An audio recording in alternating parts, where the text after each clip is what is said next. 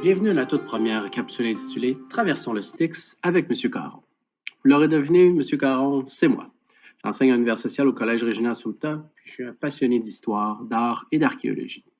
Pendant mes études à l'université, j'ai eu la chance de faire un stage en archéologie en Grèce et depuis, j'avoue avoir un faible pour la civilisation grecque et sa mythologie. Les traces de cette culture sont vraiment partout autour de nous. On retrouve encore aujourd'hui les héros et les dieux grecs au théâtre, au cinéma et même dans les jeux vidéo. Quand on écoute ce qu'elles ont à nous dire, on s'aperçoit que ces histoires parlent encore de nous, même 2000 ans plus tard. Nous allons donc débuter cette série avec Zeus, le roi des dieux. Non seulement c'est le dieu suprême, mais son histoire va nous permettre de comprendre la cosmogonie, c'est-à-dire la création du monde selon les Grecs anciens.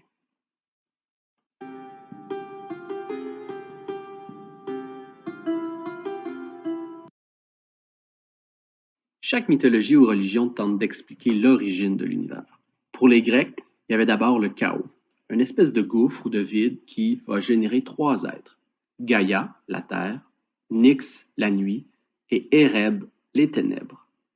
Gaïa va par la suite engendrer par elle-même Ouranos, qui représente le ciel. Ensemble, ils vont former le premier couple et ils vont avoir plusieurs enfants. 18 en fait. Les 12 premiers vont être complètement parfaits. C'est 6 garçons, les titans, et 6 filles, les titanides. Ce sont des géants qu'on disait d'une beauté parfaite et d'une force incroyable. Pas étonnant que plusieurs équipes sportives portent d'ailleurs le nom de Titan. Comme Gaïa est techniquement la mère d'Uranos, tu ne seras pas surpris d'apprendre que leurs 6 derniers rejetons sont totalement difformes. Il y a d'abord les 3 cyclopes. On a probablement déjà entendu parler, ce sont des géants avec un œil en plein milieu du front. Ils sont beaucoup moins parfaits que leurs frères aînés, mais pas mal moins épeurants que leurs petits frères. Et j'ai nommé les 3 hécatonchires. Ce sont 3 énormes êtres aux 100 bras et aux 50 têtes. Ce sont des monstres un peu difficiles à s'imaginer. C'est pour ça que je t'ai laissé 3 illustrations d'artistes qui nous permettent de mieux comprendre à quoi ils pouvaient ressembler. Je sais que ça peut paraître étrange, mais Ouranos ne permet pas la naissance de ses enfants. Depuis le début de l'histoire, tout ce beau monde, puis les moins beaux aussi, doivent rester prisonniers dans le ventre de leur mère, Gaïa. Donc probablement très inconfortable avec cette situation. Elle va demander à ses enfants de l'aider à renverser son mari. C'est le plus jeune, le titan Chronos, qui va accepter. Il ne faut pas le confondre avec Chronos avec un H, le dieu du temps et du destin que l'on représente souvent avec un sablier. Ils sont souvent mélangés. Donc, le titan Chronos, lui, on le reconnaît facilement par sa fossile, un outil à la grande lame recourbée utilisé généralement pour couper les récoltes. C'est d'ailleurs avec cette arme qu'il va vaincre son père Ouranos. Comment je pourrais bien dire ça sans te choquer? Mais Chronos va trancher le pénis de son père, et ça sans anesthésie. Juste avant, Ouranos va lui faire la prédiction qu'un jour, il sera lui aussi renversé par son propre fils. Devenu le maître, Chronos va alors libérer ses frères et sœurs, les titans. En ce qui concerne ses plus jeunes frères, les Cyclopes et les Hécatonchires, il va les emprisonner dans le Tartare, une sorte de prison située en enfer. Pas vraiment l'endroit idéal où vivre pendant une éternité. C'est pas clair pourquoi il fait ça. Peut-être qu'il est honteux de leur laideur ou peut-être qu'il est tout simplement effrayé par leur puissance.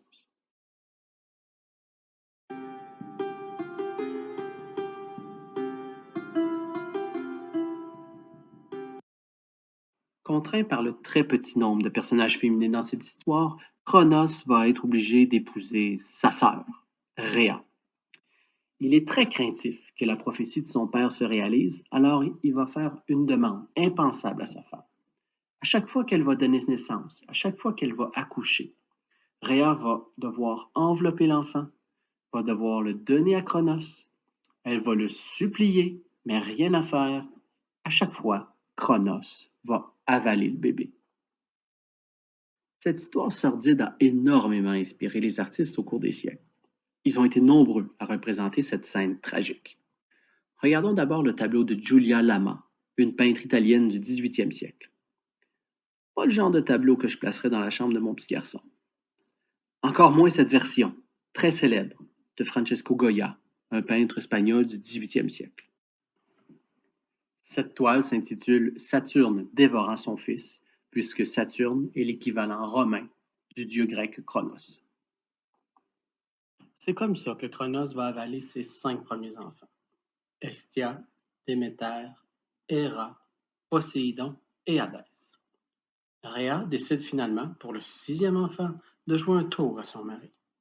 Cette fois, elle remplace l'enfant par une pierre emballée soigneusement. Elle donne ce 6e petit paquet à Cronos qui, encore une fois, avale le tout sans s'apercevoir de quoi que ce soit. Rhea prend alors la direction de l'île de Crète, au sud de la mer Égée, où elle cache le bébé, le tout petit Zeus. C'est là qu'il va grandir, élevé par une chèvre nommée Amalthée. Il devient beau et fort, tellement fort qu'un jour il va briser une des cordes de la chèvre. Pour se faire pardonner auprès de sa mère adoptive, il lui redonnera plus tard en lui promettant qu'elle pouvait se remplir infiniment de fruits et de fleurs. C'est ce qu'on appelle la corne d'abondance, une expression utilisée encore aujourd'hui et qui signifie une source infinie de richesse. Zeus a donc grandi. Il souhaite maintenant plus que jamais renverser son père. Mais il a besoin d'aide. Ça tombe bien, puisque Métis, la déesse de la ruse, est amoureuse de lui. Si vous trouvez qu'elle ressemble à Athéna, c'est tout à fait normal, parce que c'est sa mère. Mais ça va être raconté dans une autre histoire. Donc Métis veut aider Zeus, et elle lui fabrique une potion magique. Ensemble, ils réussissent à faire boire cette potion à Cronos. Automatiquement, Cronos est pris de maux de ventre. Il vomit d'abord une pierre, puis ensuite les 5 enfants qu'il avait préalablement avalés.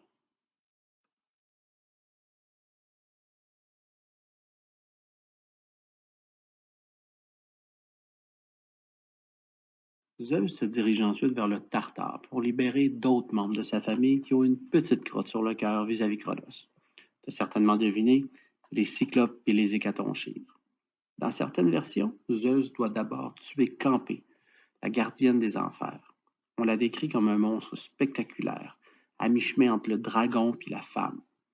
La bête possède une queue de scorpion, une chevelure de serpent venimeux et surtout une ceinture constituée de bêtes sauvages vivantes, des loups, des ours, puis des lions. Reconnaissant d'avoir été libéré, les Cyclopes offrent 3 armes en cadeau. Zeus reçoit d'abord le foudre, qui va devenir sa marque de commerce. Oui, oui, j'ai dit le foudre, je me suis pas trompé, il paraît que c'est masculin quand on parle de l'arme. Poséidon, quant à lui, obtient le trident, sa grosse fourchette avec laquelle on peut le distinguer très facilement. Et finalement, leur frère Hadès va recevoir un casque magique qui a la particularité de rendre invisible celui qu'il porte. Les hostilités sont donc lancées et elles portent un nom. C'est la titanomachie, qui signifie guerre contre les titans. Les deux camps s'affrontent. D'un côté, on a Zeus, avec les dieux et leurs alliés, qui choisissent le mont Olympe, la plus haute montagne de Grèce, comme quartier général. Et de l'autre, on a Cronos et ses frères et sœurs, les Titans, qui s'organisent autour du mont Otris. Les combats sont extrêmement violents. Encore une fois, cet épisode de la mythologie grecque va inspirer beaucoup d'artistes. Je te montre 2 tableaux. Le premier a été peint au 17e siècle, en Hollande, alors que le second, 100 ans plus tard, en France. Les deux s'intitulent La chute des Titans. Ça devrait te donner un bel indice sur l'issue de cette guerre. En effet, après 10 ans de lutte, c'est la gang de Zeus qui va gagner.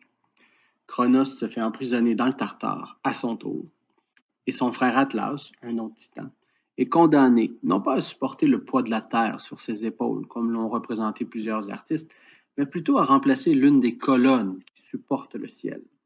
Cette colonne était logiquement située par les Grecs à l'une des extrémités de la terre, soit le détroit de Gibraltar, tout près des monts Atlas actuels.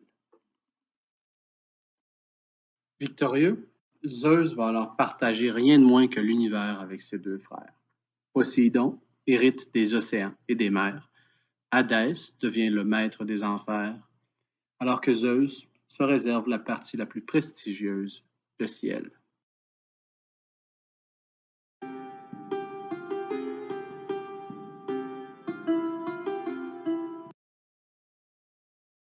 Bien installé dans sa résidence au sommet du mont Olympe, Zeus devient donc le dieu suprême qui règne sur les dieux et les hommes. On peut le reconnaître facilement car ses attributs sont bien évidemment le foudre, mais aussi l'aigle, qui l'accompagne souvent sur les représentations anciennes. Les Grecs pensaient qu'il était le maître de la météo. S'il pleut, s'il neige, si la foudre frappe pendant l'orage, Zeus est le responsable. Comme un bon père de famille, c'est le dieu qui protège. Par exemple, on fait appel à son assistance avant de partir en voyage. Mais Zeus ne change pas le destin. De toute façon, les Grecs étaient convaincus que tout était fixé d'avance et que, peu importe ce qu'on fait, on ne peut pas vraiment échapper à sa destinée. Probablement déjà entendu parler des 7 merveilles du monde antique. Parmi cette liste, il y a la statue de Zeus à Olympie, la cité qui a donné son nom aux fameux Jeux olympiques. Cette immense statue chryséléphantine, donc faite d'or et d'ivoire, a été exécutée par le célèbre sculpteur Phidias, le même qui a décoré le Parthénon à Athènes. Malheureusement, il ne reste plus rien de la statue de Zeus à Olympie. Pour être franc, il ne reste plus grand-chose non plus du temple, qui a été détruit par un incendie et un tremblement de terre. Pour terminer cette capsule sur Zeus, parlons maintenant de sa vie amoureuse. Un peu comme son père, il n'a pas trop eu le choix de sortir avec sa sœur, la déesse Héra. Elle est souvent présentée comme étant très jalouse. Sans vouloir la défendre, elle avait plusieurs bonnes raisons. Zeus avait probablement plusieurs qualités, mais certainement pas celle d'être fidèle. On compte environ 50 relations extraconjugales, la plupart avec des femmes. Ça fait beaucoup pour celui que les Grecs surnommaient le protecteur du mariage. Disons que l'épithète de père des dieux et des hommes lui va beaucoup mieux, lui qui aurait eu pas moins de 80 enfants, la plupart illégitimes, vous aurez compris. Parmi ses nombreux descendants, plusieurs sont très célèbres. Avec sa femme Héra, il y a eu les dieux Héphaïstos et Arès. Avec Métis, la déesse de la rue, ce qu'on a vu tantôt, il y a eu Athéna.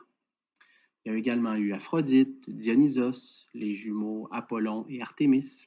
Même le héros légendaire Héraclès peut se vanter d'avoir Zeus comme père. Tout ce beau monde cache aussi des histoires captivantes qui pourraient bien faire l'objet d'un autre épisode. En espérant que tu aies apprécié le tout premier et que ça va t'inciter à vouloir écouter le prochain. D'ici là, à bientôt!